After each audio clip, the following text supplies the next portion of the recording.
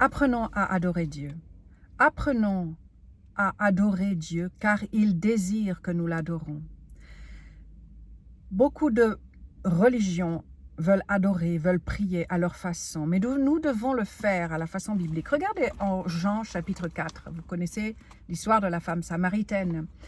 Quand Jésus lui a dit « Je vais te donner à boire », elle dit « Donne-moi cette eau, je voudrais avoir cette eau ». Il parlait du salut. Et alors Jésus dit « Va, appelle ton mari et viens ici ». Et elle a dit « Je n'ai pas de mari ». Et Jésus lui a dit « Tu as raison de dire tu n'as point de mari, parce que celui avec qui tu es n'est pas ton mari. Tu en avais 5, mais celui avec qui tu es n'est pas ton mari. » Et c'est là qu'elle a découvert, oh ça alors, il est prophète, il connaît les choses de Dieu, il a l'esprit de Dieu. Et ensuite, elle avait une question. Alors c'est très intéressant, parce que cette question, c'est à propos d'adorer Dieu. Elle a posé la question, qui a raison? Nous, les Samaritains, nous adorons sur la montagne de Garizim. Et vous, les Juifs, vous adorez à Jérusalem. Mais qui a raison ici? Alors c'est intéressant parce que voilà un moment d'enseignement. Moi, je crois que Dieu a conduit Jésus dans cet endroit pour nous enseigner quelque chose. À partir de ce moment-là, nous avons été enseignés. Tout le monde a été enseigné pour savoir comment adorer Dieu. Et pourtant, beaucoup de gens font ce qu'ils veulent, comme ils pensent pour adorer Dieu.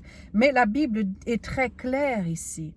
Parce que, en fait, cette femme a posé la question. Comment adorer Dieu? Qui a raison?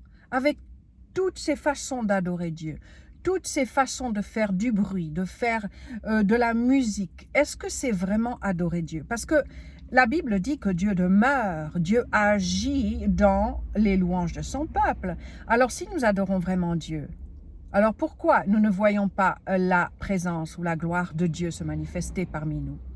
Eh bien écoutez, nous devons faire ce que la Bible nous dit.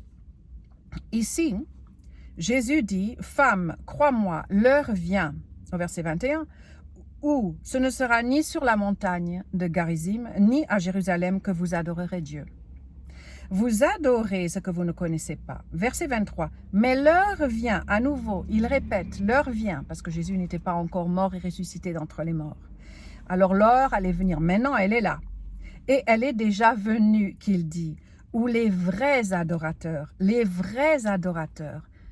adoreront le Père en esprit et en vérité. Il parle des vrais adorateurs, ça veut dire qu'il y a aussi des faux adorateurs. Il y a aussi des gens qui font semblant d'adorer. Un semblant n'est pas le vrai. Par exemple, vous voyez de l'or. Eh bien, il y a aussi le bronze qui ressemble à l'or. Mais nous ne pouvons pas avoir le bronze, nous devons avoir le vrai, nous devons avoir l'or. Nous devons savoir et apprendre comment adorer Dieu. Parce qu'il dit que les vrais adorateurs adoreront le Père en esprit et en vérité. C'est-à-dire que quand nous adorons Dieu, ce n'est pas avec notre tête, ce n'est pas avec nos émotions. Vous savez, nous sommes un esprit, comme Dieu est esprit. Nous avons une âme, une intelligence, des pensées, des émotions et nous habitons dans un corps. Et alors, la Bible dit que nous devons adorer avec notre esprit. Nous ne pouvons pas adorer avec nos émotions. Oui, parfois nous allons être touchés par la présence de Dieu, mais ce n'est pas avec nos émotions que nous adorons, c'est avec notre homme spirituel. C'est pour cela que nous devons localiser notre homme spirituel. Le plus que nous parlons en langue, le plus que nous sommes conscients du Saint-Esprit en nous. La Bible dit dans Jude, au verset 20, que quand nous parlons en langue, nous rechargeons notre homme spirituel. Alors, nous devons recharger notre homme spirituel pour savoir comment localiser notre esprit afin d'adorer Dieu en esprit, avec notre homme spirituel, pas avec nos émotions, pas avec nos pensées, mais c'est avec notre homme spirituel que nous devons adorer Dieu en esprit et en vérité. En vérité, c'est quoi la vérité? C'est avec la parole. Vous pouvez ouvrir la parole et lire la parole de Dieu afin de l'adorer avec sa parole en disant « Seigneur, voilà ce que tu as dit. Je viens à toi. Oh, je viens pour t'adorer, te remercier pour ta parole. Voilà ce que la Bible dit. » Et alors prendre des moments de passer avec lui, avec votre homme spirituel, de calmer vos pensées, de calmer vos émotions et de simplement passer du temps avec lui. Vous savez que votre Père Céleste, notre Père Céleste, languit de passer du temps avec nous. Il languit de passer du temps pour communier. Vous savez, c'est pour cela qu'il nous a créés. C'est pour communier avec lui. Il languit, le Père Céleste. N'oubliez pas de passer du temps avec votre Père Céleste. Simplement adorez-le. Parfois, vous pouvez chanter. Vous chantez avec votre intelligence, des chants qui viennent comme ça spontanément. Et parfois, vous pouvez chanter avec votre homme spirituel. Mais prenez le temps d'adorer Dieu en esprit et en vérité, car ce sont là les adorateurs que le Père demande, ou alors une autre version dit que le Père recherche. Il recherche cela, parce que Dieu est esprit. Nous ne pouvons seulement le contacter avec notre homme spirituel, pas avec nos pensées, pas avec nos émotions.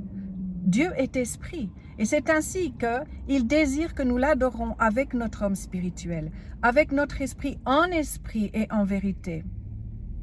Et il faut que ceux qui l'adorent en esprit et en vérité. C'est dit cela 2 fois. Il parle de cela. Jésus a mentionné en esprit et en vérité 2 fois. Parce que c'est tellement important. Ça, ce sont les vrais adorateurs que Dieu recherche. Pourquoi il recherche des vrais adorateurs en esprit et en vérité? Parce que c'est ainsi qu'il pourra se manifester. La Bible dit qu'il demeure dans la louange de son peuple. C'est-à-dire qu'il peut se manifester quand nous le louons. Vous vous rappelez Paul et Silas? Quand ils étaient en prison, à l'heure de minuit, au moment le pire, ils auront pu se plaindre, ils auront pu pleurer, ils auront pu dire « Mais Seigneur, pourquoi?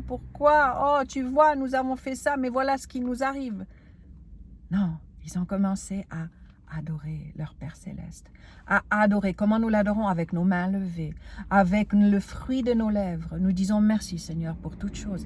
Merci Seigneur parce que tu nous sors de là. Merci Seigneur parce que toi tu es plus grand que tous ces problèmes dont je fais face. Merci Seigneur parce que toi tu as la solution. Quand vous adorez Dieu, alors il est capable, parce qu'il demeure dans la louange de son peuple, alors il est capable d'œuvrer pour vous. Il est capable d'envoyer ses anges pour faire en sorte que les situations changent. Des choses se passent quand le peuple de Dieu le loue. C'est pour ça qu'il recherche. Pourquoi il recherche? C'est parce qu'il a besoin qu'on le loue. Il n'a pas besoin qu'on le loue. Mais il désire nous aider. C'est pour cela qu'il dit, il cherche ceux qui l'adorent afin qu'il puisse les aider. Si tu as besoin de la faveur de Dieu, commence à le louer. Si tu as besoin d'une solution, que tu ne t'en sors plus, que c'est pénible, la vie est pénible pour toi, eh bien ça ne doit pas être comme ça. Adore Dieu et tu verras ce qu'il alors sera capable de faire pour toi. Parce qu'il recherche, il veut t'aider, mais il ne peut pas si tu ne passes pas du temps avec lui. Il y a un homme qui s'appelle Norval Hayes, il est au ciel maintenant, et il a dit ceci. Jésus lui est apparu et Jésus lui a parlé. Il a dit, mes enfants m'aiment basically, c'est-à-dire fondamentalement, pas plus. Mais ils vivent dans la pauvreté, la maladie et la défaite. Ils ne vivent pas dans les bénédictions du ciel parce qu'ils ne m'adorent pas assez. Ils ne m'adorent pas assez. Tu dis, oui, j'adore le dimanche quand je vais à l'église ou de temps en temps, mais adore-le davantage. Je suis leur Dieu et ils sont mes enfants. Si tu les enseignes à m'adorer davantage, je ferai alors des choses puissantes pour eux. Parce que Dieu désire nous bénir.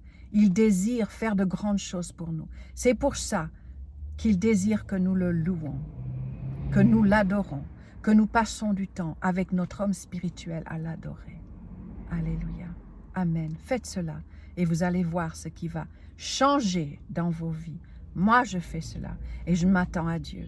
De plus en plus, je passe du temps. Je me force, je me discipline à d'abord passer du temps avec le Seigneur, à prendre le temps avec lui, à l'adorer. Amen. Soyez bénis.